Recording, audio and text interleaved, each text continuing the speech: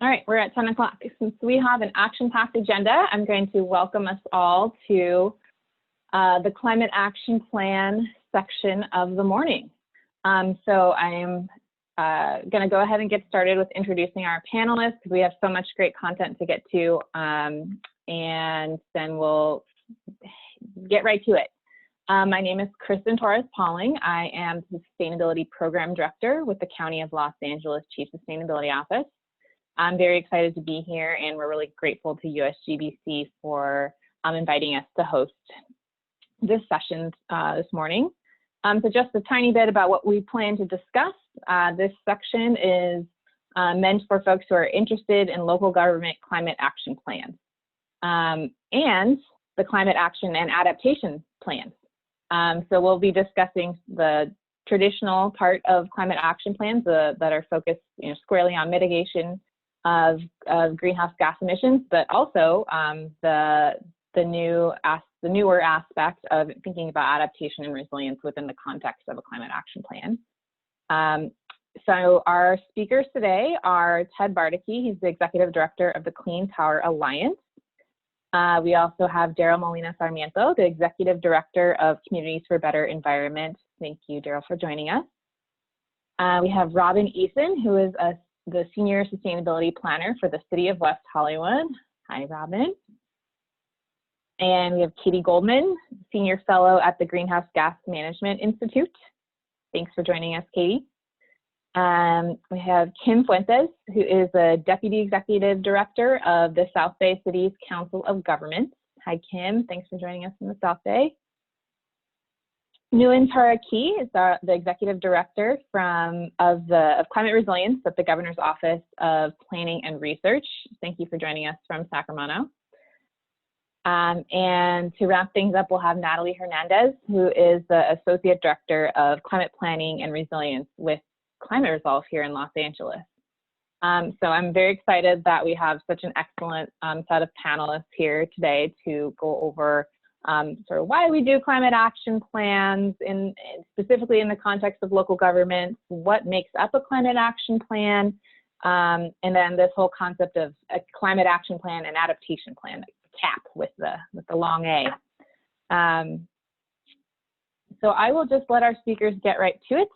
We have a tight agenda, and we're going to have Ted from Clean Power Alliance kick us off, and following Ted, we'll have a section about stakeholder engagement and then questions. We'll stop for questions focused on stakeholder engagement after Daryl's presentation. And then we'll move into more the nuts and bolts of a climate action plan with Robin, Katie, and Ken. Pause for questions there. And then we'll have Nguyen Tara and Natalie and pause for questions after them. So that's our format for this morning, and we're really excited to have such a large and growing audience as we get going. So Ted, please take it away. Thank you, Kristen, and good morning, everyone. Welcome to the 2020 Municipal Green Building Conference and Expo. I can remember when this was a 50-75 person gets together at, of all places, the gas company's Energy Resource Center in Downey. It's wonderful to see how mighty it's grown and sort of all of the directions that it's taking. So thanks to the organizers and everyone. I am Executive Director of Clean Power Alliance. Clean Power Alliance is a community choice aggregation energy program that serves customers, approximately 1 million customers for electricity in Los Angeles and Ventura counties. We have as part of our mission to help local governments, be a tool for local governments to help achieve their climate action goals through providing electricity with a lower greenhouse gas footprint, higher renewable energy content than Southern California Edison. We've been able to successfully do that for a number of our cities, including 10 cities that have come into our program at 100% renewable energy, 100% greenhouse gas-free electricity service, including Robbins City there in West Hollywood, which sort of overnight effectively zeroed out their electricity-based carbon footprint, and is a really powerful tool for many cities. Before I go on with other thoughts as we go into the panel, I just also want to thank LA County, because Kristen's boss Gary Giroux was instrumental in getting us off the ground and up and running to be able to serve so many customers across those two counties, whether it was just organizational development, but also a nice $10 million loan that we will pay back next month. So thank you, LA County. I think it shows where some big leadership with a large organization like the county can step in and play a transformative role. So as I mentioned, we're doing a lot on the electricity side, and for many cities, again, this is a way to significantly reduce or in effect zero out their electricity-based carbon footprint at little to no cost and quite easy by switching over. But I want to emphasize the easy part, because while it is easy, more or less, it's not easy for us running the organization, but it's a real sort of simple thing. What is starting to happen, I think, is the electricity sector. We're moving along. Both us and Edison have very ambitious goals of reducing the carbon emissions ahead of state mandates in our electricity portfolios. There starts to be, for cities that want to do more, there starts to be a level of diminishing returns, and we need to start sort of focusing more on the buildings and the transportation, which is what starts to become a larger and larger part of our local community's footprint. And as well as the adaptation or resilience part of the equation. Because as we realize over the last week, year, and years, this transition to a low carbon economy is not going to get us out of climate impacts around the state. So a couple of things that we're thinking about at Clean Power Alliance, we have this core mission of reducing the GHG footprint of our electricity portfolio, but what are the overlays between that core mission and these other sectors of the economy that also need to be decarbonized, particularly transportation and buildings?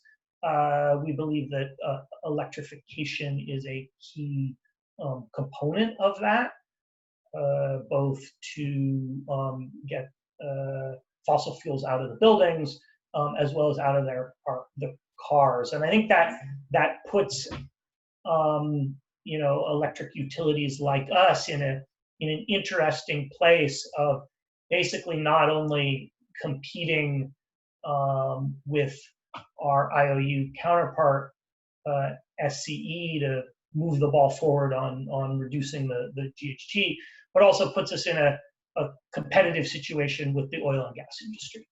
And I think that looking out long term, we want to look with our local governments for that area of intersection where we can help really displace the fossil fuels in those sectors, like we are doing in the electricity sector. So I'm interested to hear what people have to say and questions about how they see that low carbon electricity overlapping with the efforts in the building and transportation sector. The second thing that I'll note is on the resiliency side, we have seen in this past week some of the the growing pains or vulnerabilities of moving to a more electric-based economy and power sector that is low carbon. And I just want to note that I think some of the statewide failures we've seen over the past week are really an issue of planning and getting this transition right, and sort of a wake-up call for us who work in that sector to be able to figure out how to best make this transition possible. One of the things that we are very much looking at Clean Power Alliance, and a program that we're offering to our local agencies, is over the next couple of years we'll be installing a clean energy backup power system in essential facilities, one essential facility in each of our 32 member agencies. So that could be a city hall, an emergency operations center, a library, a cooling center, a place of refuge for during these extreme heat events or other things when there's risk to the power system. There will be a clean way to power those essential facilities that serve our communities. I think it's just one example of a way that we can think about linking this low carbon electricity sector that we're core in promoting with some of the adaptation and resiliency needs that we will need to implement in our communities over the next decade. So thanks very much. Look forward to the discussion and happy to answer any questions at the appropriate time. Thank you. Thank you so much, Ted. And like Ted says, his staff and his team make it pretty easy for cities who want to make some pretty deep decarbonization happen in their community possible. So thank you for the work that you do. So now we are going to move into the section that'll be led by Daryl Molina Sarmiento from Communities for Better Environment. And we will be discussing the stakeholder engagement aspects of a climate action plan. And Communities for Better Environment is a really excellent partner of our office. And I'll let Daryl do the talking, but I've really enjoyed the relationship that we've had changing the game and stakeholder engagement with partners like CBE, thinking about sustainability broadly. So I will hand it over to Daryl to kick us off with stakeholder engagement. Thank you. Great. And do you see my screen okay? Yes. Yeah. Okay, great. Hi, everyone. My name is Daryl Molina Sarmiento, and I'm the Executive Director of Communities for a Better Environment.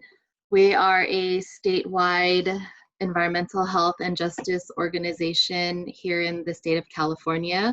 We are based out of 4 communities that we organize in, frontline communities that are most impacted by the fossil fuel industry and chronic toxic polluters and a host of other impacts. And we organize in Southeast Los Angeles, which is part of LA County, Wilmington, which is part of the city of Los Angeles, East Oakland, and Richmond in Northern California. And we are a membership-based organization.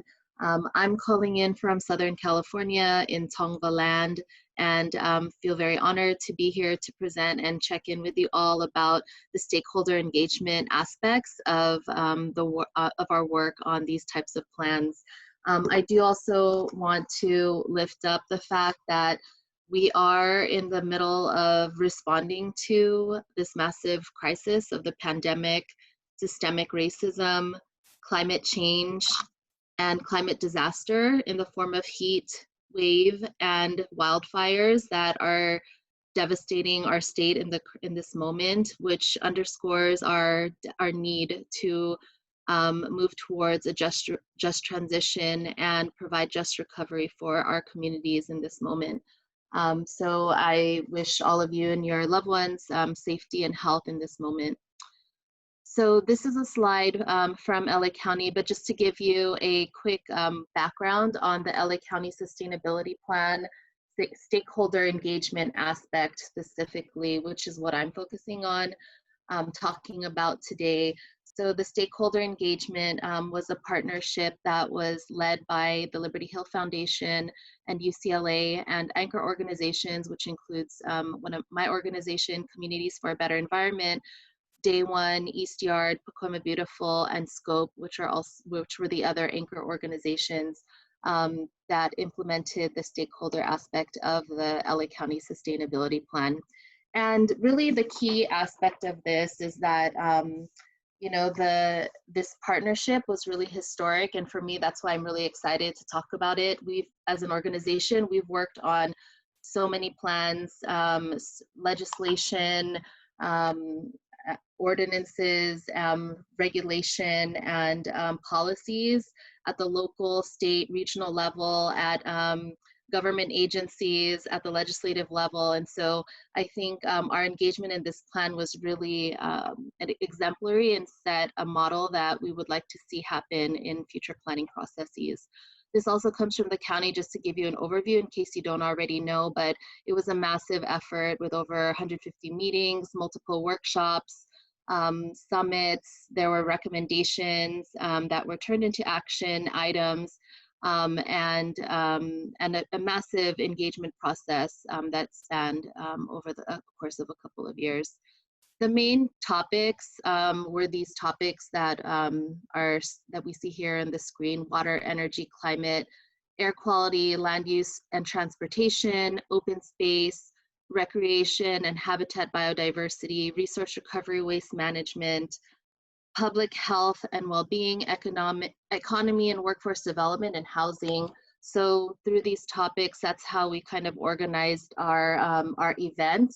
So we basically, each of those organizations hosted an event in a district.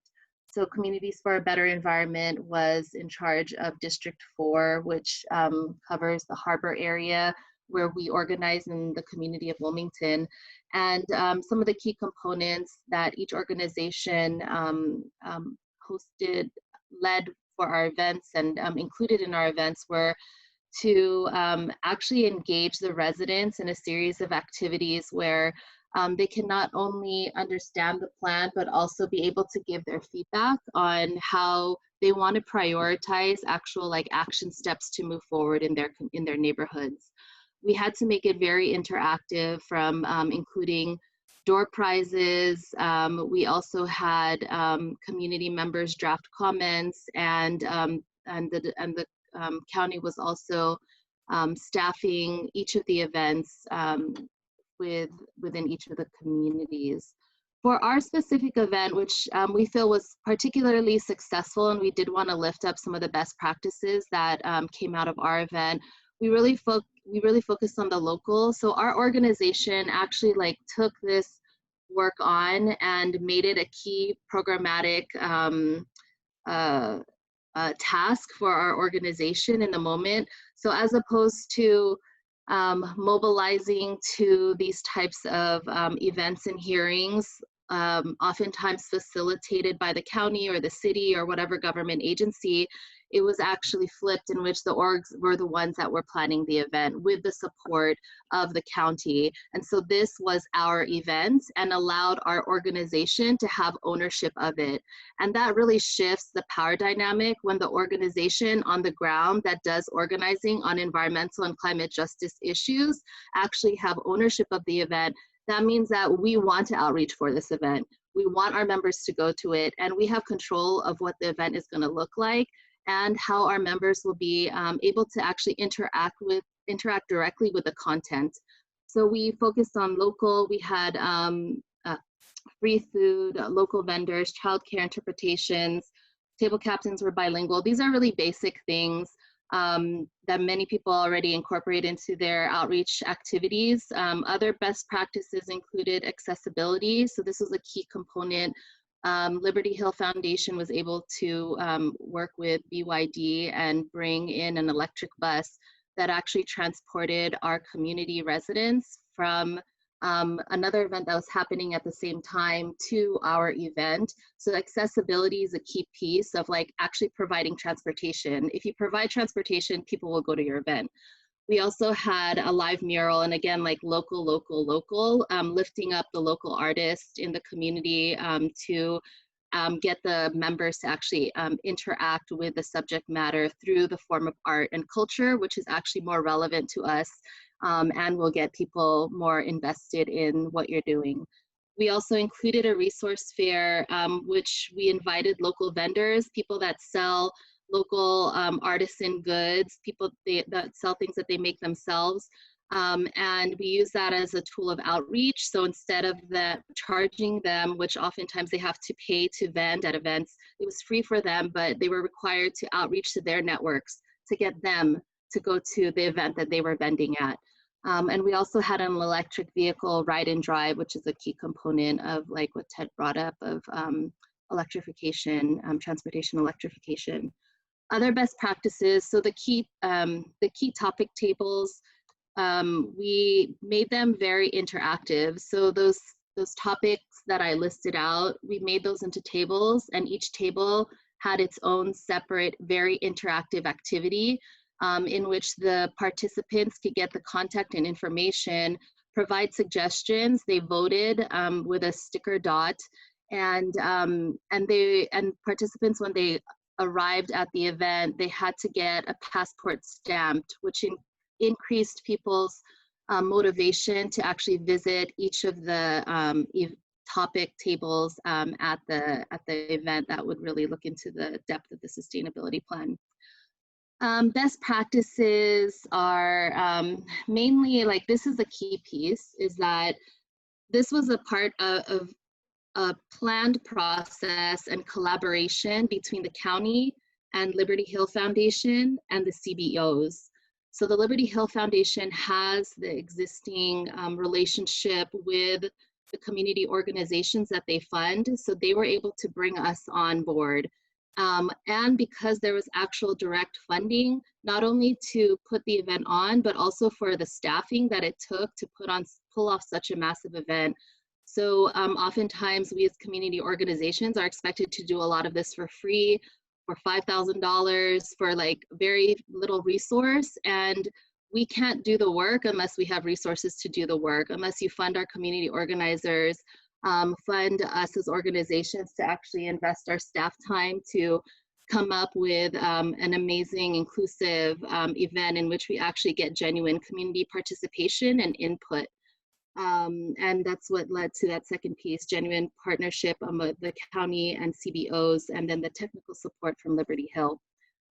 Some of the key challenges that happened were there wasn't as much collaboration between each of our organizations that led an event in each of our districts. And I think it would have been better if there was more support in terms of how we can improve each of our events moving forward. Each community only was able to hold like one main event, and so that put a lot of pressure to really ensure that we got as many folks as possible in the room to weigh in on the sustainability plan.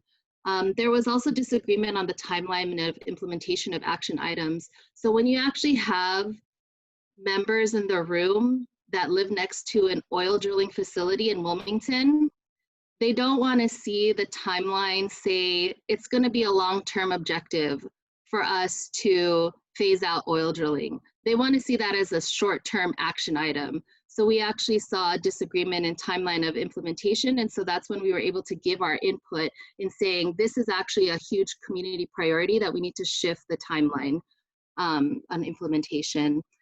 And you know, as any plan goes, there's oftentimes a contradiction between the implementation of the actual plan and the goals that we put into the plan itself. And so that's what we're currently in the midst of right now, as we're grappling with the county establishing their rules around oil drilling in the county, and the setback and buffer zone that they're proposing is less than what the community wants. So now that we have this plan, how are we going to make it happen? How can this plan come to fruition and create actual effective regulation and policy? So where's the funding attached to actually ensure that the action measures are achieved?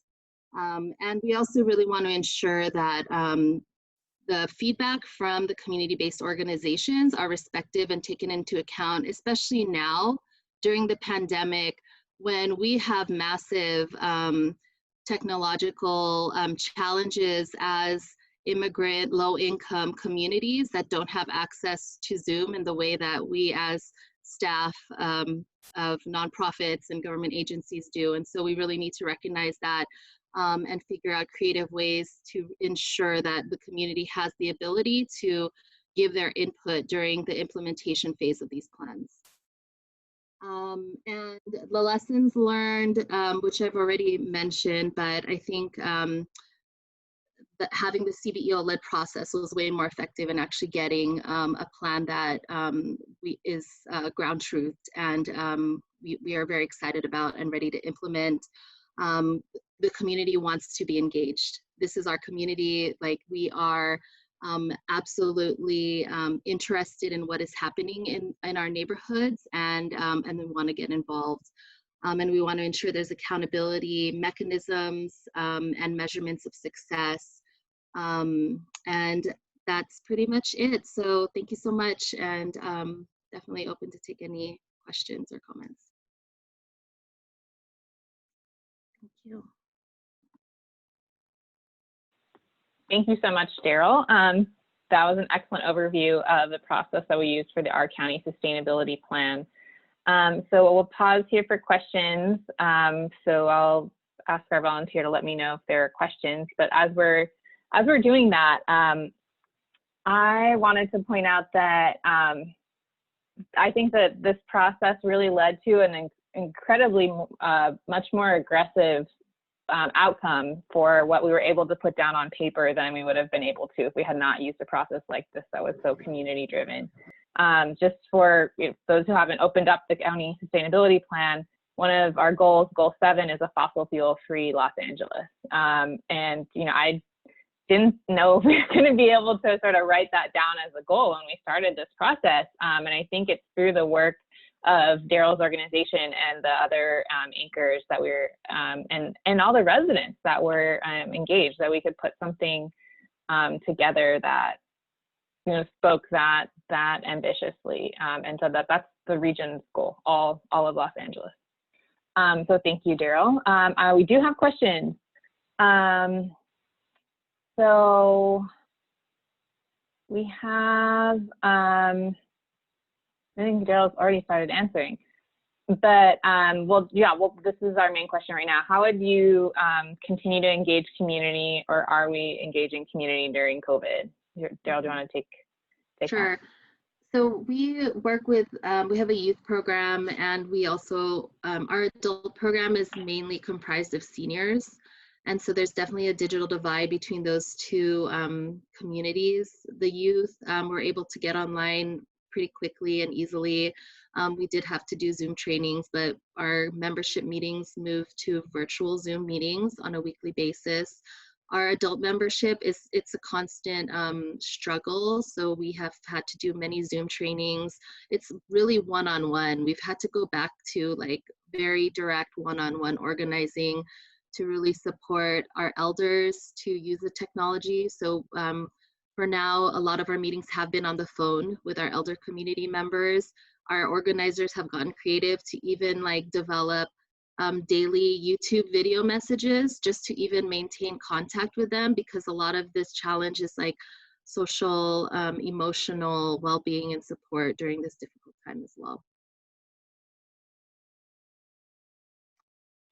And it looks like our next question is also related to that. So yeah, I love that YouTube engagement approach. That's a great point, that it's also not just about trying to get content out of people, but checking in on their well-being. Great. I think that's our questions for now. And Jill, do you want to talk a little? I think that we've got 1 more minute for questions. The other part about the process that you overviewed that I think is really important was the other organizations, and there could have been more of connecting. Do you want to talk about maybe what you would have liked to engage with those other orgs on, or how you think we could do that in the future?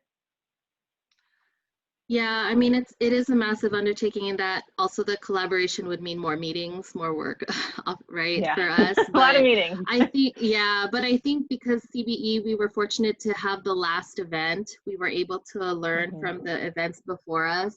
But really, it's in service of those districts. Like, if we were able to collaborate more, then maybe those other districts would have also been able to do more creative outreach strategies, collaborating, I think, like on this local vendor idea. I think that really supported getting the word out, because it takes a lot for people to actually come in person to your event.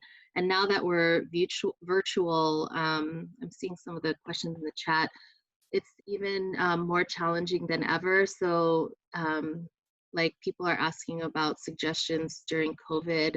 If it's like a public participation comment period, I can send you a list of suggestions, and my email is in like the Whova, because we've been really challenged with even doing public participation in public meetings, and as community-based organizations, people are left out of the process even more so now. We are even less able to provide our input in public proceedings, let alone these public workshop type settings. So we do have programs in some colleges like Laney College in East Oakland and Harbor College in the South Bay area, LACC, and some other colleges. Great, thanks for answering that. There was a question that came in about programs that CBE has at community colleges. Thanks for that example. Just to wrap up this section and the importance of being super hyper local. One of the I was at the event, and one of the vendors, when I was walking around, was Little Libros, and I remembered them, and I have one of their books now, so, and I think about that event, and I was part of the process, right? So I think that, is really indicative of connecting with people as people and as members of their community, and to use that as the entree to having a planned discussion. And looks like we have another suggestion about COVID related engagement. So thank you, Erin, for that.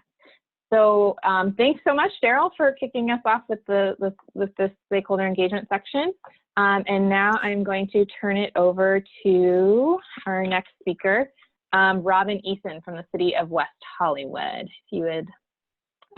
Robin is a stellar partner in West Hollywood, a member of the Clean Power Alliance, like Ted mentioned, and sort of a veteran in this climate planning and climate action space. So thank you, Robin, for joining us, and take it away. Thank you, Kristen. And can you see my screen okay? Yes, yeah. Excellent. All right. Hi, everyone. My name is Robin Eason, and I work for the City of West Hollywood as their first Senior Sustainability Planner. I'm also on the board of MGBCE LA, so I am doubly excited to be here with all of you. So I'm going to run through my presentation probably with lightning speed, because we have a lot to get to after me. But I'm going to focus really on kind of what a CAP is, to some extent, why it's important, and some of the lessons that we've learned with our existing CAP as we move into our Climate Action Plan update. So I wanted to first start off by talking a little bit about West Hollywood's sustainability history. I would imagine that most municipalities that now have a climate action in place, or have thought about a climate action plan, has really found themselves either committing to environmental responsibility already, or likely completing kind of one-off projects here and there that aligned with that commitment. That was certainly the case for us in West Hollywood. You can see there that we adopted a landmark green building program policy in 2007, and then onward to our first CAP in 2011. And this was really the first time that we had a documented game plan for reducing our greenhouse gas emissions. And in that case, we really wanted to target a carbon emission reduction goal of 25% by 2035, which I am proud to say that we have already surpassed as of last year. All right, so what's the big deal about CAPs? Why are they good practice? Well, let me count the ways. First, I would say that CAPs provide municipalities with a starting point to identify and kind of understand their major sources of emissions. So in our case, similar to what Ted said, 91% of our emissions in our city come from transportation and buildings. And so that was really important for us to know in order to know where to focus most of our efforts on making a big impact and reducing carbon emissions. Second, I would say that we were able to factor in how state and federal mandates really help us get that much closer to our goals, and really kind of understand that continuum of federal, state, local mandates and how they all kind of work together for the common good. Third, I would say we were able to, with our CAP, evaluate the impact of different mitigation strategies and be able to really focus on the ones that gave us the biggest bang for our buck in terms of carbon emission reduction. Fourth, I would say that we were able to really start to construct our how. Each climate action plan typically comes with an implementation matrix or some kind of schedule that talks about short-term, mid-term, and long-term opportunities, as well as designating a responsible party or responsible department for taking on that particular work for that particular action. It also usually outlines some metrics for success to make sure that we're monitoring our progress over time, which is really important. Lastly, I think I'll say that you know, the Climate Action Plan has been a fantastic educational resource and a go-to for our city leadership and our community to really understand how we take carbon emissions planning from concept to action. So what have we learned from our climate action plan? So I'm going to continue to count the ways. One of the first things I would say is that it is so very vital to establish a tool or a framework to monitor your progress and track your metrics for success. Upon the adoption of our climate action plan in 2011, we actually did not do that initially. So we understood our progress in terms of really marking various actions complete once we got there, but we weren't really measuring the gains in terms of quantifiable GHG savings, which is the whole point of our CAP. So we were able to, luckily enough, in 2016, 2017, receive a grant to be able to contract with a expert to be able to make a tool that really started to allow us to evaluate what GHG savings, all of those implementation tasks that we have marked complete, really meant in terms of carbon emissions reduction percentage. And so that was a real game changer for us and is a best practice that we want to continue on now that we're updating our climate action plan. Second, I would say that some of our indicators for success actually weren't really feasible in practice. So as an example, one of the indicators was to count how many Energy Star appliances were installed in new construction or major remodels over time, which is just really hard to do in the field. And again, I think it's way more important to have indicators that really measure quantifiable GHG savings versus having something that may not quite make sense or may not really be able to be done you know, once you're trying to implement your CAP. Third, I would say, and this is a big one, technology is a real game changer and very, very unpredictable. Technology in our case really allowed for us to achieve some of our actions faster. You know, cars are getting cleaner, infrastructure pumps are getting better. You know, we have LED lighting, all these new technologies that allow us to start to achieve our goals faster. And then technology also allowed us to achieve some of our actions in different ways than we prescribed in our CAP. The other thing too is that we kind of had no clue, like inventions that like electric vehicles would become a thing and be a pivotal part of our mitigation strategy over the long term. So it's just something to think about. Technology is always going to be a disruptor with your CAP, and it's important for you to be really nimble and flexible and embrace what those new technologies can bring to the table in terms of savings of greenhouse gas emissions. And then finally, I would just say it's important to align and identify mission-aligned partners for goals that span jurisdictional boundaries. And so we are in constant contact with LA County. Obviously, we are a member jurisdiction of the Clean Power Alliance, and those partnerships, as well as others, has been great ways of aligning with various entities throughout the region in order to collectively move our climate action goals forward. Okay, so what's next for West Hollywood? As I said before, we are currently updating our existing CAP to be a AA CAP, so a climate action and adaptation plan. And it was really important for us this time around to not only focus on furthering climate mitigation, but also looking at what are our climate vulnerabilities so that we can adapt to already irreversible climate threats like extreme heat that we've all been experiencing the last few days. For this particular effort, we want to focus on carbon neutrality by 2045 or sooner, really aligned with the state. And something that I'm really excited about is that we're centering this work in equity, inclusion, and now lessons learned from the pandemic to really make sure we have a people-centered plan, much like the fabulous LA County, Our County plan. Our target for this CLEP update is to be complete is 2021, next summer. And that's kind of apropos because that will be the 10th year anniversary from when our existing CAP was adopted. So hopefully we'll have some creative ways of branding that and celebrating that once we get to that finish line. And then lastly, I just wanted to share this slide really quick. In my opinion, it kind of highlights the overall purpose of any CAP, which is really the ability to tell the story and inspire us all to you know, that we're all in this together and that we're all part of the solution, right? So we all have a role to play in saving our planet, whether it's a local government kind of leading by example, whether you're a developer or utility or some contracted partner with the local government that's an implementer of change, or whether you're a constituent that's changing your behavior in order to, you know, help cities meet their climate action goals, or just to do right by the environment through your own stewardship. So I will close with that and hand things over to Katie.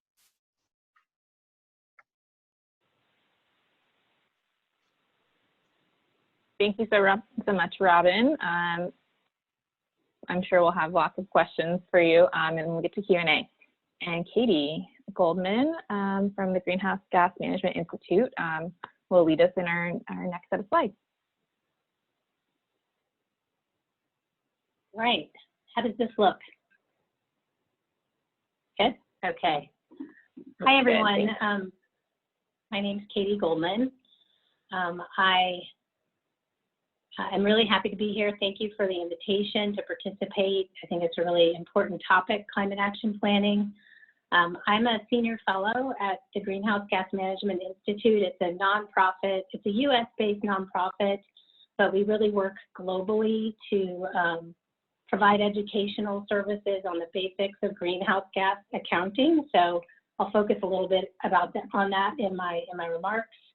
But the Institute really centers on training professionals, but also working with governments and organizations to build their capacity to do the kinds of carbon accounting that are needed for climate action plans, for meeting the commitments of the Paris Agreement, for developing comprehensive mitigation action strategies. So with that background, I'm really happy to be here today. I also had the privilege of working for the City of Los Angeles for a couple of years to help develop the City of LA's climate action plan, which is embedded in LA's Green New Deal. So today I really wanted to speak to you from my experience as a practitioner, share some tools and tips, and just maybe emphasize a few components of a climate action plan. I think the other speakers have given you and will give you really comprehensive coverage of what's in a climate action plan. I did try to summarize here in this slide what are the main components of a climate action plan.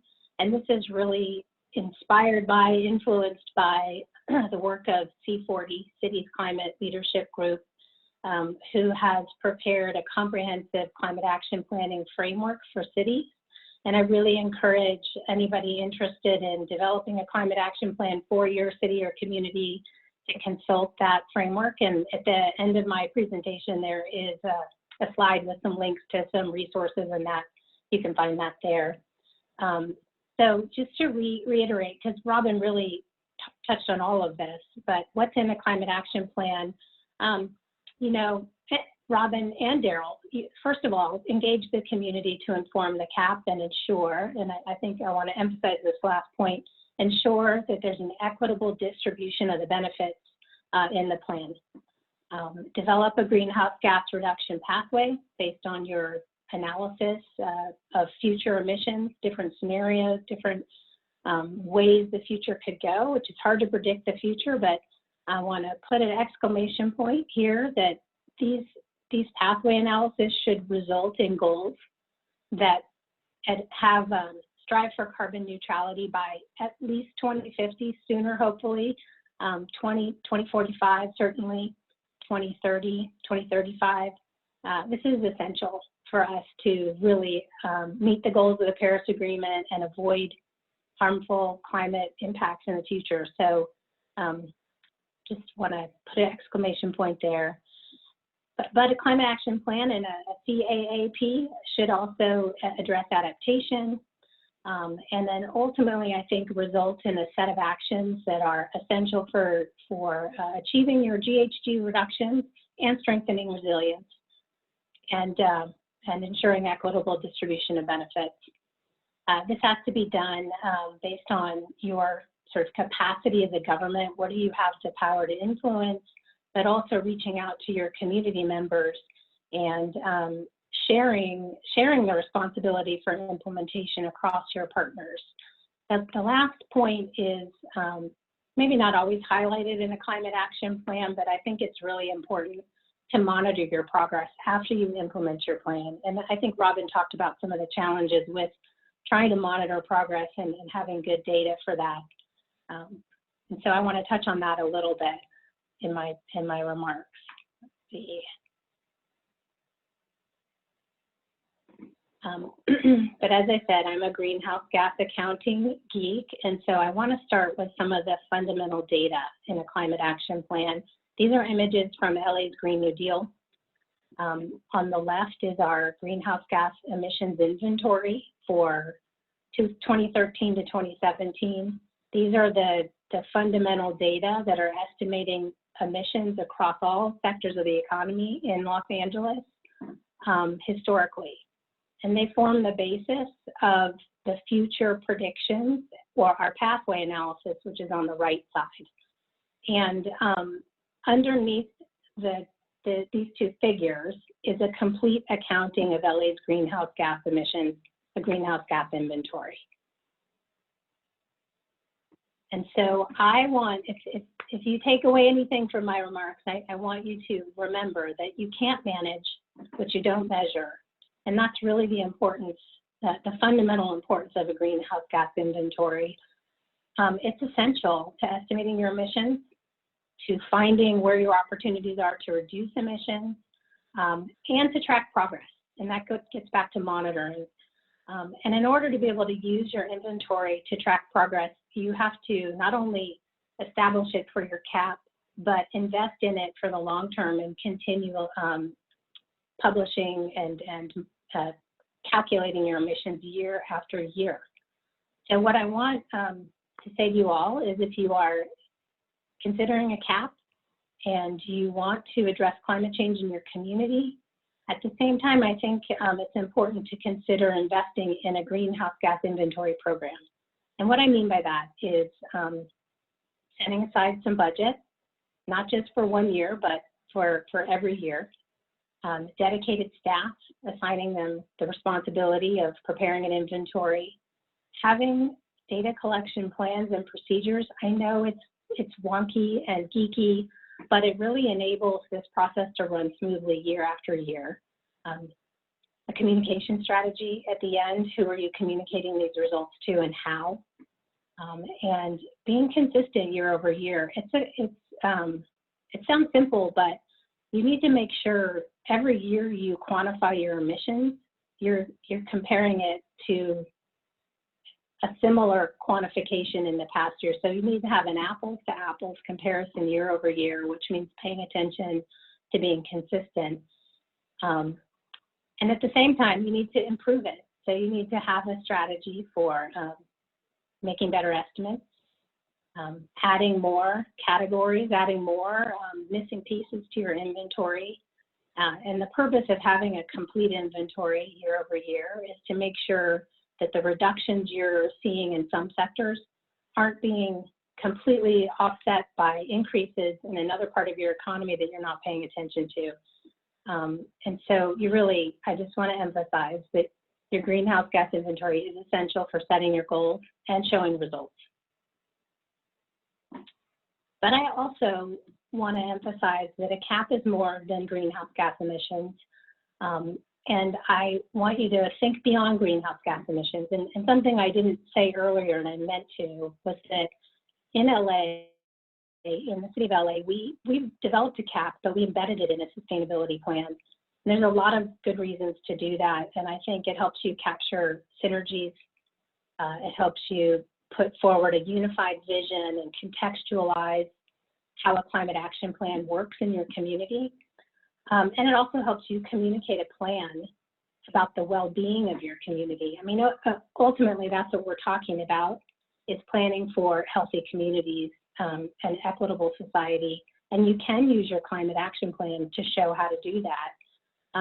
It helps if you look beyond greenhouse gas emissions. And so what my tip for you here is, when you are scoping out your climate action plan and you're identifying resources and talking to partners, be sure that you plan for quantifying other types of impacts, like economic and health impacts and more, if you can. And I just put an image here from LA's Green New Deal showing the types of measures we were able to include that relate specifically to our climate action goals. So here we were able to work with our partners in the air quality world and estimate how our zero carbon building targets, which are essential for meeting our climate change goals, our greenhouse gas mitigation goals, will also add jobs to the economy and improve air quality and save lives and save money. And I think, you know, it's so much more complex than this in reality, but being able to have a conversation about the multiple benefits of these plans and really show how they're going to make your community better is important. And it takes analysis and it takes investment in resources. And, you know, that's really mainly what I wanted to share with you today, but I wanted to leave you with some resources. This is a list of resources we used in the city of LA that I know about from my work as a carbon accounting professional for many years. And so if you're embarking on a climate action plan, here's some places that can help you get started. So, thanks. Thank you so much, Katie. And this is a good reminder that this session is being recorded, and you will be able to flip back to this slide here to check out these resources that Katie and all of our speakers are providing to you. Thank you. So our next speaker is Kim Fuentes from the South Bay Cities Council of Government, and we'll give her sort of on-the-ground perspective of working with multiple cities and thinking about the sort of at the regional scale. So I will invite Kim to bring up her slides and to take it away. Thanks so much for joining us, Kim. And folks who have submitted chat notes, I'm taking note of that, and we're doing questions at the end of Kim's presentation. Great. Thank you so much for having us here today. I really am honored to be with this group of people. And just a little bit about myself. I'm the Deputy Executive Director for the South Bay Cities Council of Governments. I'm going to be talking about the how to get it done for climate action planning, and the COG has just started some work with adaptation planning as well. But I think the main thing to think about through my presentation is that the COG doesn't have climate experts on staff. Throughout this process over several years, we have had experts come in and out, but I really want to stress that really anybody can get this work done by tapping into resources. The South Bay Cities Council of Governments is a joint powers authority. We're in the South Bay area of Los Angeles County, basically between the port and Los Angeles and LAX. And we're very diverse. And so that was another thing when you think about the work that we've done. You really serve a very diverse community. We have a population in square miles that's about the size of Portland, Oregon. We have peninsula cities. We have inland cities. We have beach city areas, and we have a very diverse group of residents. So we even have some DAC communities. And the COG actually set out to do this work to really help support our cities. We realized that we needed to help communities reduce greenhouse gases. We knew that the cities had done a lot of work already on their own. Some cities did a lot of work on their own. Some cities no work on their own. But we really wanted to help cities create a visioning document for their cities. We knew that if the COG took on this work, that we would be able to leverage funds and we would be able to secure grants and other kinds of transportation funding that would help cities move projects forward. I think at the time when we first started, a little bit after that, LA County Metro, for example, started including sustainability requirements in their transportation funds. So this kind of work helps support those activities. We knew that cities had specific laws that they needed to meet requirements for, building codes and things like that, but also that the state was trying to achieve certain things. And so a lot of this work was, what can the cities do to help the state achieve their goals? And we wanted to be innovative in solutions with cities to help them address climate change. Of course, economies of scale, if the COG could take on this work and work with cities to provide a kind of a streamlined approach, would cities be able to do this work easier? Would they be able to maximize their resources? And we thought it might be helpful to also have some consistency across cities. We did have some cities that were already like very far along in the process, but then we had some cities that communities didn't even really believe in climate change. So that was really interesting.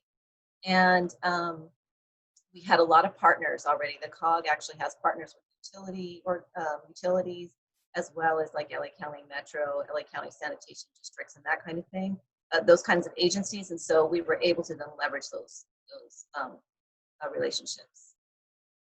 So the COG actually worked with all of our 15 cities and helped them develop either full-blown climate action plans or help them, if they already had a climate action plan, provide them with like additional chapters or implementation or strategies that they hadn't already included in their adopted plans. And we did this over several years. And we started with doing greenhouse gas inventories for all the cities. We helped them set targets. We also developed a sub-regional climate action plan that was adopted by our board. We then worked with Civic Spark Fellows, which was a fantastic resource at the state level, to develop a sub-regional vulnerability assessments as well as city-specific vulnerability assessments, and then started the work for identifying strategies. We do have a sub-regional adaptation plan as well. The process for this was setting guidelines right away with cities and encouraging them to participate in the process and to be very clear about what we were trying to accomplish and being really thoughtful about what is each city trying to accomplish in their own existing policies, in their own existing procedures, and where are those things consistent with climate action work? And that was, we met with city staff right away. We laid out a plan for how this work would be done, and then started implementing, asking them, what is your process for adoption? Do we need to go to your commission? Do we need to make special presentations to city council? And so that's really how we engage the cities in this work. And we did, we were able to utilize our partners, which was fantastic. GAD provided us some of that early VMT data, vehicle miles traveled data to do calculations. We had relationships with SoCal Edison and SoCal Gas, so we were able to get data, really good data. Then we also worked with agencies like LA County sanitation districts, for example, who helped us with doing analysis of our waste and did technical review, and that didn't add any cost. They did that pro bono for the COG and all the cities. We used organizations like Equity, who did the calculations. All of our greenhouse gas data inventories are in the ICLEI software. And we worked with universities. We had a university professor review all of our waste, a lot of our, water strategies in the calculation. And then we were able to tap into a lot of open source data. There's a lot of open source data that cities can use, organizations can use, to do GIS mapping and to identify areas that needed some specific kinds of strategies, like at like a vulnerability assessment, and what areas are going to be most affected by heat. And then, of course, we used all of the state. We used the work that LA County did. We used the work that LA City did. We used work that was done by the State Department, and we were able to really put together the guidance for the city. I did a slide here on the lessons learned, and I think what was really interesting is that numbers, one of the first ones here is that numbers don't always tell the whole story, that it's really challenging to compare emissions across cities. So when you're doing, 15 different individual documents, and you have some cities that are very built out, and then you have some cities that have more space to do land use changes, for example. Then you might have a power plant in one city. It's really hard to look at those numbers and understand what's best for those communities. So that, I think, was one of the big takeaways from this. What was interesting is doing inventories over many years is that technology and how data is collected and how it's calculated changes. And so that was really interesting.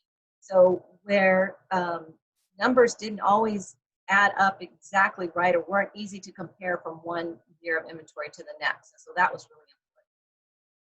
We did use a template that was for all cities, so that they had lists of strategies, and we worked with them to identify city-specific strategies and city-specific calculations, but we did use a template approach.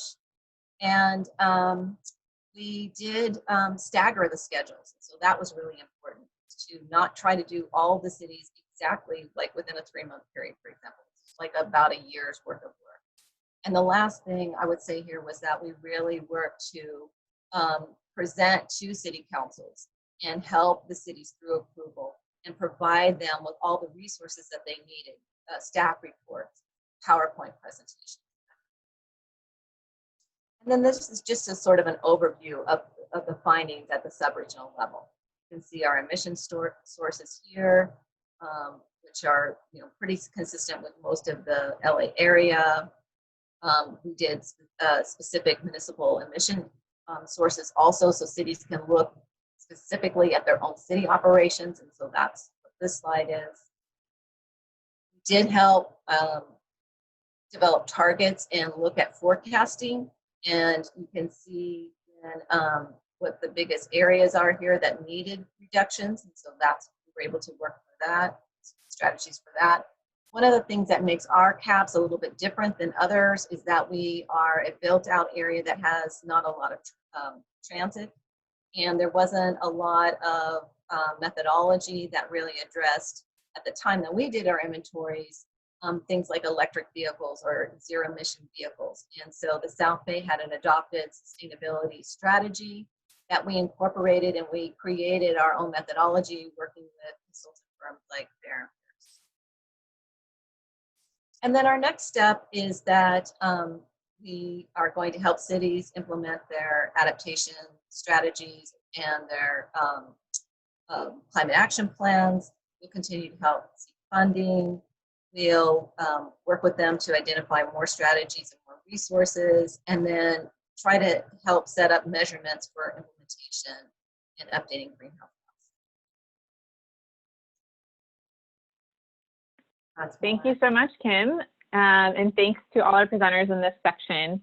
I think we're going to have time for like one question. There are actually some specific questions in the chat that if anybody has a second to respond to those, but I think I'll turn one of the questions and more of a comment into a question here and ask about how is transparency around data and methodology related to establishing trust and legitimacy? That's like, I think we talked a little bit about the data as actually a communication tool. So if anybody wants to take that one, and it can be a quick response because we do want to move on to our next section. I'd be happy to start. Thanks. I think transparency fundamental for trust and for credibility, and both for the data you're using and the methodology you're following. Luckily, in my profession, there are many practitioners putting together carbon accounting methodologies, and we have a really good one for cities and communities. In LA, the city of LA, we use the Global Protocol for Communities. It's a link in my slide.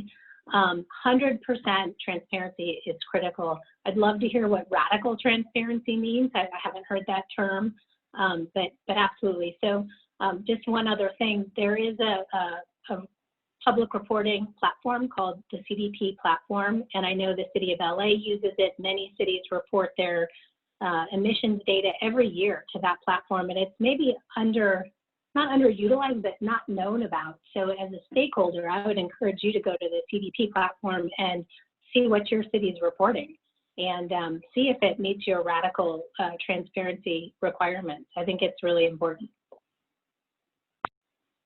Great, thank you. I think we're just going to pause there and move on to the next section. We have 2 more speakers for 25 minutes and questions. So I would like to thank Kim, Robin, and Katie for the presentations, and there's some real concrete tools there. And again, feel free to revisit those presentations to get those resources. So up next, we have Nguyen Tara Key from the Office of Planning and Research, who will lead us into a section in thinking about resiliency and adaptation more specifically. Great, thank you so much, Kristen, and thanks to all the speakers for a wonderful session so far. So I'm going to go ahead and share my screen for my slides. Can you all see the screen? It's a little lag going to full screen mode. Okay, is that good? Yeah. Great. Yep, perfect, thank you. So yes, thank you the organizers and Kristen for pulling together such a great panel and session here today. Really appreciate being a part of this. So I'm Nguyen Tara Key. I'm Deputy Director for Climate Resilience in the Governor's Office of Planning and Research. And I just want to echo other speakers here today, kind of recognizing the state of things right now across the state, and really just thankful for everyone for all your work to protect communities in these difficult times, across extreme heat events and wildfire, and all in the midst of the COVID pandemic. So thank you all for everything that you do. I am going to now dive in. A number of speakers have talked about the role of climate adaptation and resilience in the CAP process, going back to that long A that Kristen referenced before, and really integrating adaptation and resilience into existing work around climate. And I'm specifically going to focus in on a few key state resources and guidance that have come from our office or our other sister agencies across the state.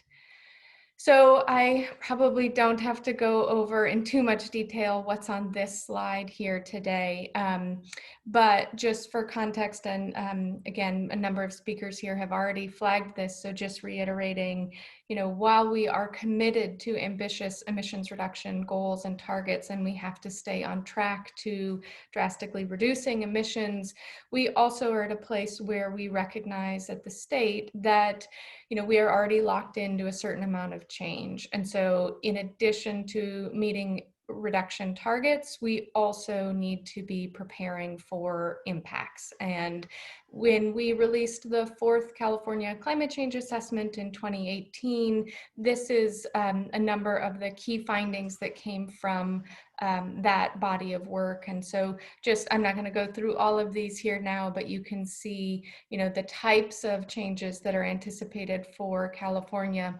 Again, somewhat dependent on how successful we are in reducing emissions and at what time scale, but across the state, it's projected that we could see an increase in average annual maximum temperatures by anywhere from 5.6 to 8.8 degrees. Also, it's projected, if emissions continue to rise, we could see an average area burned of the state by 2100 up an increase of 77%. Again, these are dependent on the success of our efforts today, but just a number of impacts that we're all trying to prepare for. So luckily, we are in a state that has a long-standing track record of taking ambitious action on climate. And this slide here, this is by no means a comprehensive list of all of the legislation or executive orders or action that's going on, but just a kind of key summary of some key state legislative and administrative executive action around climate. And specifically here in the next couple slides, I'm going to focus in on some resources that have come through our adaptation and resiliency program out of OPR that was established through SB 246. I'm also going to quickly touch on some of the local planning requirements that have come through both Senate Bill 379 and an update to that through 1035. So really quickly, focusing in on SB 379 and then also SB 1035, local governments now are required to incorporate climate into their general plan. OPR administers our general plan guidelines, which I imagine many people on the line here today are familiar with. But one of the important pieces of the guidance that we put out to locals is recognizing that while Senate Bill 379 requires climate to be integrated into the safety element, that's the statutory home, there is some nuance in that. Happy to answer questions afterward around that. But it does not preclude local governments from incorporating climate across the entire general plan or across multiple elements. And our guidance really does recommend taking an integrated approach and recognizing that climate impacts, obviously critically important as we think about safety, but also really important as we think about housing and land use and transportation, and really needs to be integrated throughout. So just a note in terms of our guidance there is really trying to help locals think about climate integration in a much more integrated way. Some of the distinct actions, though, per Senate Bill 379 and then 1035 are, a review of existing plans, doing a gap analysis to see where you already maybe are incorporating climate resilience into your general plan or other local planning efforts, like a CAP. Then there's a step to assess community vulnerability, the need to create a set of goals, policies, and objectives, and then creating feasible implementation measures. SB 379 also does include a requirement around implementation. And I know a number of speakers here this morning have already talked about the critical importance of making sure our plans are setting us up for implementation. So a few key resources that have the state provides in this, and some of these actually are called out specifically in the statute around general plans. So the first one I wanted to flag here as a really tremendously valuable resource that we in California are incredibly lucky to have is publicly accessible downscaled climate projection data that really is downscaled to a much finer resolution than any of the global or national climate models. And so you can access that data through CalAdapt, which is linked here. So really want to highlight that as a tremendous resource here in California. We also, I know a number of regions and local governments and other entities also have additional data. So, not suggesting that this be the only data source, but really a great resource that we can lean on.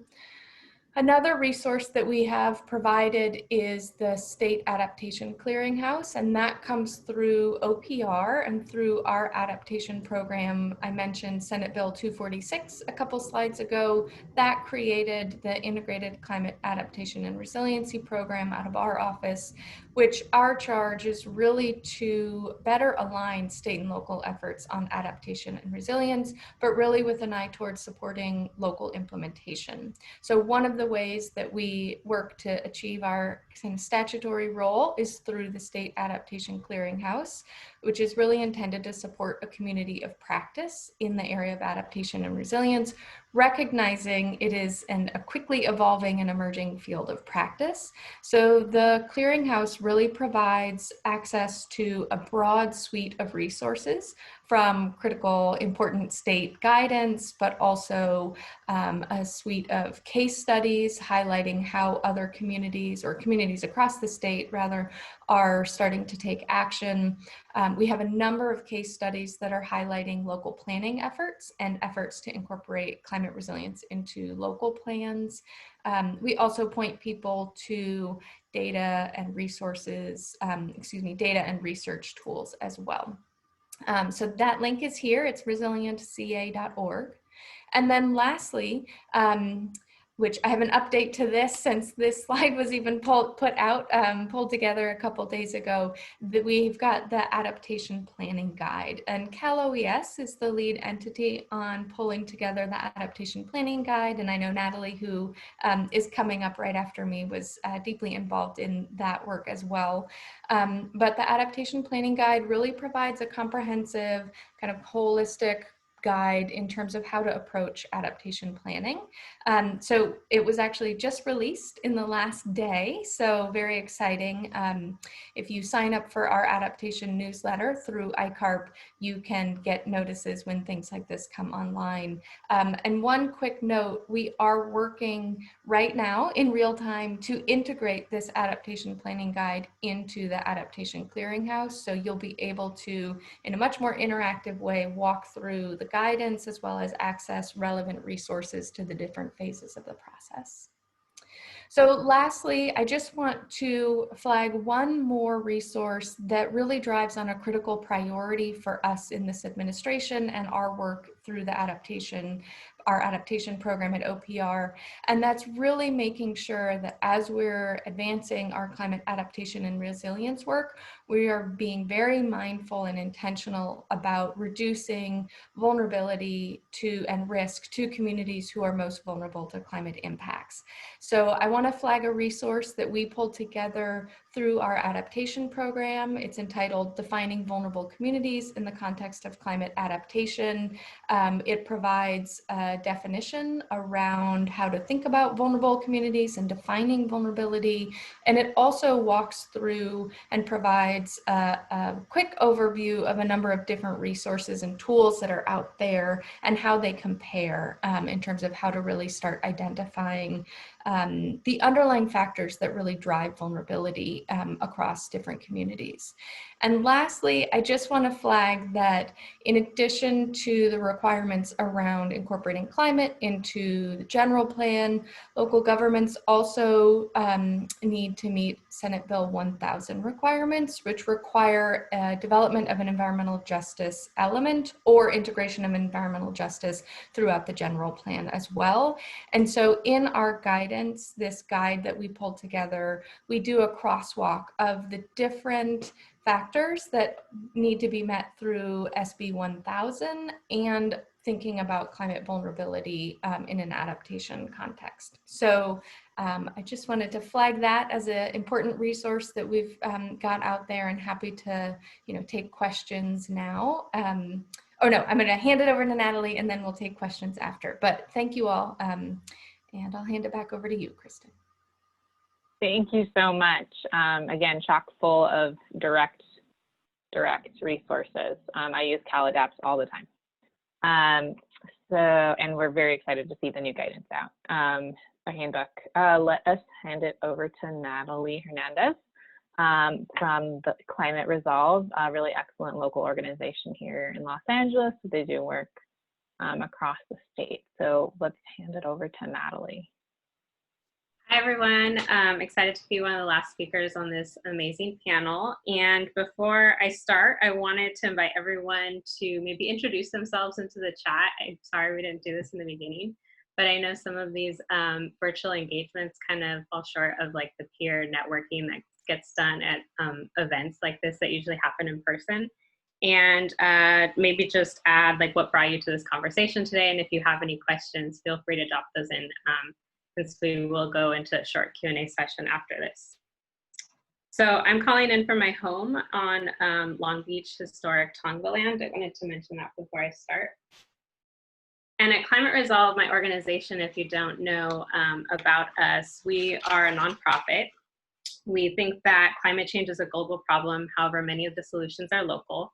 And we focus on communicating how climate change will affect us in Southern California and what opportunities we have to make an impact and empower people on a local level. We lead community projects like working with city government and residents to install roofing and surface designs to reduce heat and cool down a neighborhood, and also work with school districts to help stormwater mechanisms to capture rain, help design stormwater mechanisms to capture rain. So at our heart, we're an advocacy organization, and we push for climate legislation at state and local levels to help people walk, bike, and take public transit in their neighborhoods. And we also organize policy and science events on topics such as wildfire preparedness and climate insurance.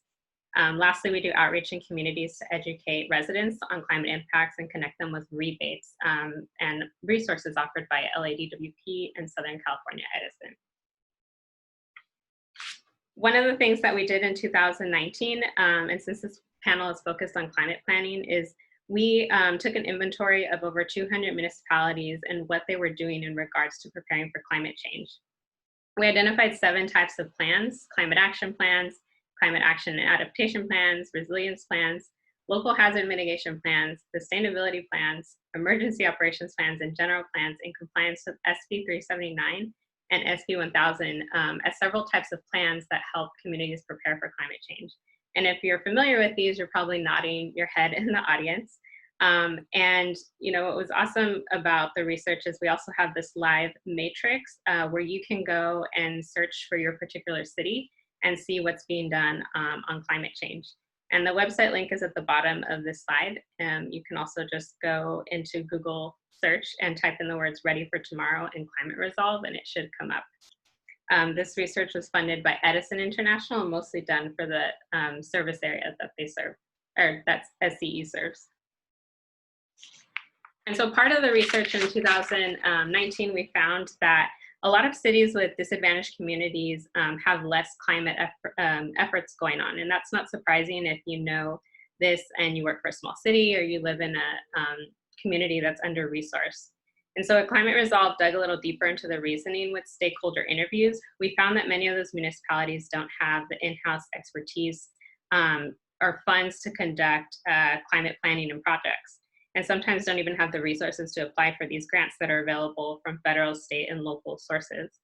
So this year we are running a pilot program. It's wrapping up to help 3 areas in the SCE service region to apply for climate grants. We're working in Compton through the Neighborhood Housing Services of LA County, in San Gabriel Valley with Nature for All, the City of South El Monte, and Active SGB, and lastly working with the City of Commerce. So for all these cities, our process is to identify needs like preparedness planning, active transportation. I'm looking for like a metal clip, you know, you use like to hang your backpack. Sorry. I didn't know that anybody could unmute themselves here besides besides me, but sorry, Natalie. If everyone could remember to be on mute, I thought I was automatically muted. That's okay. And just wanted to let you know, we're helping some of these cities just apply for grants and wrapping that program up.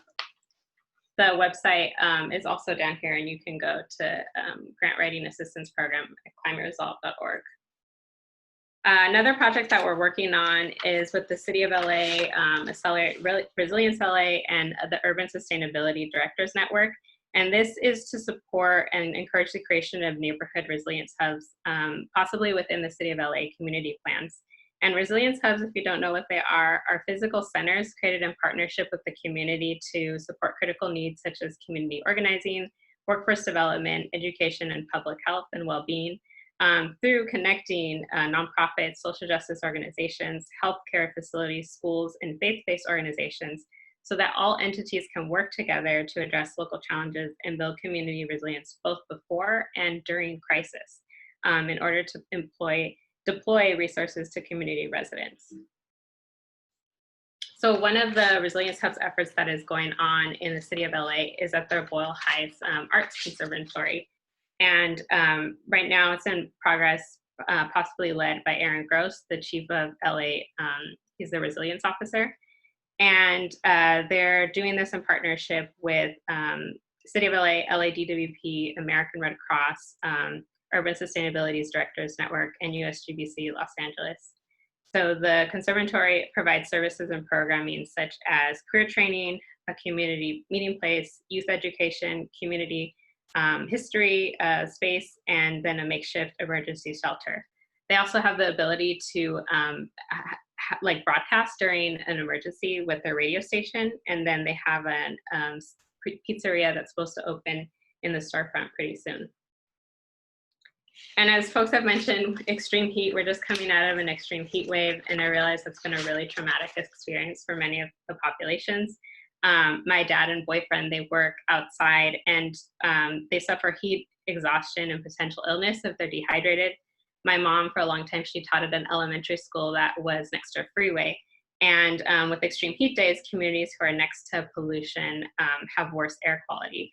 So all these things are happening to outdoor workers. You know, the population experiencing homelessness and those who bike and walk are burdened disproportionately. So this graph shows for City of LA that there's some communities that will experience 16 to 30 annual extreme heat days by mid-century, where other parts of the county might be a little bit cooler. And so Climate Resolve did a planning project to mitigate extreme heat in Canoga Park, and this was done in partnership with Councilmember Blumenfield's office, Council District 3, and Alta Planning and Design. And Daryl mentioned some really good practices with stakeholder engagement, so I'll just add to that. But we led outreach a half a mile around the Orange Line bus station. We conducted bilingual surveys with pedestrians and transit riders. We spoke to folks at the farmers market, canvassed to local businesses, and hired local graduates of Canoga Park High School to work alongside us. We met community where they're at, and we are very committed to paying community members to be expert consultants in their neighborhood. And we partnered with youth art centers. We bought food and drinks from local businesses. And I think one thing I want to say with adaptation and resilience is sometimes we don't necessarily start the conversation with climate change in the community. I think people know that planning efforts are going on, and when talking with residents, you know, they'll bring up, oh, like my bus is late and that's an issue. Can you help me with that? Or I have a pothole on my street. And I think my goal as like someone who works in adaptation and resilience is to connect those residents and people in the community to resources that can really address the problems that they have, because at the end of the day, I think it's all related to helping them be resilient in their communities. And this was the project in Canoga Park of what resulted, and you'll see that there's more areas for shade in the community, trees and canopies, an effort to install hydration stations or water fountains, and something called cool pavement, which reflects 40% of the sun rays into the atmosphere, cooling down the surface up to 20 degrees. And so this photo is of Owens Mouth Avenue, where the community residents gather every Saturday for the farmers market, and potentially could be enhanced to provide a cooling space for the community. And this was another street that was in the Canoga Park area that we were looking at to improve walking and transportation infrastructure. Still wanting to encourage active transportation, but knowing that days would be getting much hotter in the valley. And so this was the planning renderings that were done to create an enhanced corridor with a protected bike lane, more trees, safe crosswalks in front of the major grocery store, and cool pavement use for the bike lane. So I can happily say that this project has a lot of community support, and the city is currently applying for active transportation funds to get this project implemented. And I'll end by saying that I really like the work that I do. It's really humbling. I learn more and more every day. This is my contact information if you have any questions. I know we have a short time span. And I want to thank USGBC for all the incredible work that they did in planning this event. Thank you so much, Natalie. And yeah, we are about at 1 minute. So I wish we could get to all the questions that we have in front of us. But I do want to just recognize and thank all the speakers and thank everyone for using the chat to get at some of your responses. So we'll kind of leave that chat open for as long as we can. And I've saved the chat so we can, if that's useful, we'll see if we can get that out to all participants. So I think we have, I also want to just say that we had, by my count, about 90 participants total. So thank you for everybody who found this helpful and for joining us. I think that was way more than I was expecting. So I appreciate everybody. Our question that I think we can squeeze in here was about climate action plans. Who does them in cities? Is it a staff person? Is there a particular department? Who works on them? And I think I'll take a quick stab at responding to that. You can see the diversity of people's titles just on this presentation. So the quick answer is there's no designated climate action plan person. So that's in large and small cities. I think that's the case. So I see Robin nodding her head, and if any, and even the role of organizations like Climate Resolve, I think shows the diversity and CBE of who needs to be involved and who's the leader in a climate action plan process. Anybody want to provide anything else on that? Because we're 1 minute over, but if anybody has a strong addition to provide there, feel free. Or Natalie, since we squeezed you. Yeah, I'll just say for West Hollywood, I'm the kind of sustainability person for the city. And so it's my job to kind of be the facilitator of climate efforts, but it's definitely sort of a village effort in terms of who works on it, who we employ to do some of the nitty-gritty number crunching, but then also who are the implementers of the project. So it's really, I guess you could call it a family affair, but in our case, I'm sort of the person that's kind of leading the charge, but it depends on the city and their makeup as well. Thank you so much, Robin. I think we're gonna leave it there. I wanna thank Ted, Daryl, Robin, Katie, Kim, Natalie, and Nuantara so much for engaging with us today and providing really concrete takeaways. This is, I think, one of the most resourceful groups that were able to provide nice details around what a climate action plan means and how to take it on. I want to close with a quote from Alexandria Villasenor, who this week reminded us the urgency of this work. She says, climate change is impacting us now, and it's robbing my generation of a future. I think that's really impactful. She had a lot of great things to say this week, and so did a lot of youth activists. And so encourage you to reach out to this village of practitioners who are ready and eager to help, and no matter what phase of climate action planning you're in, because we all sort of recognize the urgency of making some drastic change. So thank you all, and we will close our session, and feel free to use the WOVA app to engage further. Thank you very much.